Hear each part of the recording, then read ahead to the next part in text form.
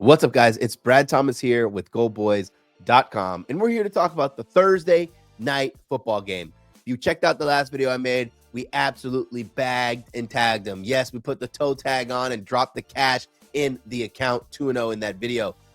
I have a couple plays in this game too as well that I think are going to cash. I have one lean, and I also have 2 touchdown scores. They're high prices, so don't get ticked off if they don't win, but I'm coming for their throats. But before we get into it, I want to let you know that you can find all these odds on FanDuel Sportsbook. If you want to sign up or you want any more information, check the description. Denver Broncos at Los Angeles Chargers. If you remember, the Chargers beat the Broncos earlier in the season. It was 23-16. I don't care. I don't care about early season success, right? It's what have you done for me lately? And that's the Denver Broncos have been covering machines. I'm taking the Denver Broncos +3. They're 11-3 against the spread this season, the best mark in the NFL.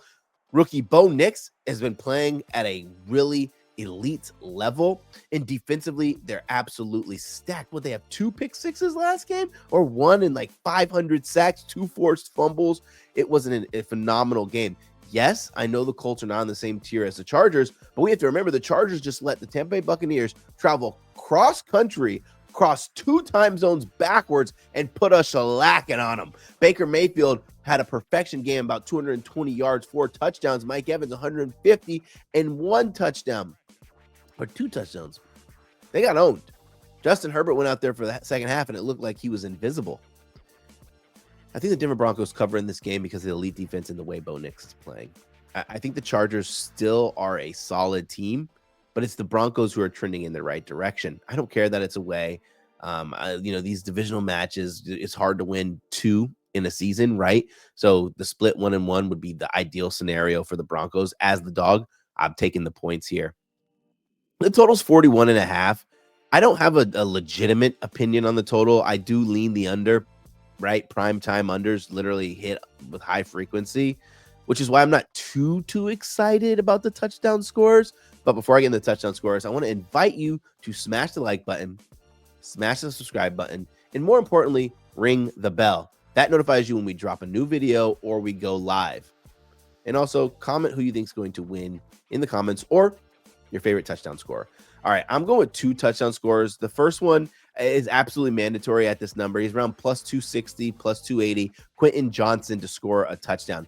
Touchdowns in back-to-back games. You're going to have Vlad McConkey, who's going to probably draw Pat Surtain, and Quentin Johnson score back-to-back games.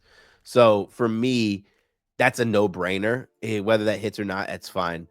You could go with the chalk of Gus Edwards. He probably finds the end zone, but +120, I'm going to pass. And I don't know, right? I'm going to take Kaimi Vidal to score a touchdown, +330. I'm probably going to take him to score the first touchdown as well. Listen, this is just like something that I've been working out in my brain. I think he has 2 touchdowns on the season, but they're not really healthy at running back. They have Gus Edwards and then no one else. But when you think about the pass catching ability of Gus Edwards, is closer to minimal. When Vidal provides that extra spark, I actually think Vidal could see some sets in the red zone early in the game for passing downs, right, in the red zone. And the Denver Broncos allow some of the most receiving touchdowns to running backs in the NFL. It's one where I just put a little sprinkle on. It's not as exciting as a Quentin Johnson, given the guy hasn't scored a touchdown since like week 3 or something. But at +350, it's a good price. Let's get into the official bets. This is one more invitation. Please drop the like on this. First, we're going to Courtland Sutton over 62.5 receiving yards. Dude's been the beast, been automatic for the Denver Broncos. I think he continues the feast on this Chargers team. Like, what we know about Courtland Sutton is can be the every target, every route tree wide receiver, but he also can catch those big ones. The Chargers have been allowing big catches, especially last week, and I think that continues this week, which those chunk plays help Courtland Sutton. The next one, not an official play, but is definitely a lean. And why I'm not making it official, because I wanted closer to 240. I think 231, 232.5 is kind of like that sweet spot where you can get screwed by late action, especially since I think the Broncos are going to win.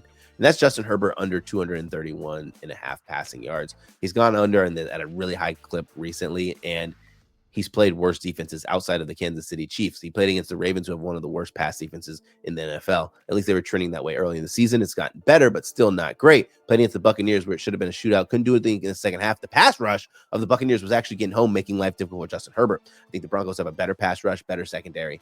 But like I said, the number needs to be like 239.5. I'd say 242.5 for me to be confident in the under, because I do think there's a real possibility that he ends at 236. Those are my plays. Those are my bets. So I'll give you my official bet, right? I have two of them.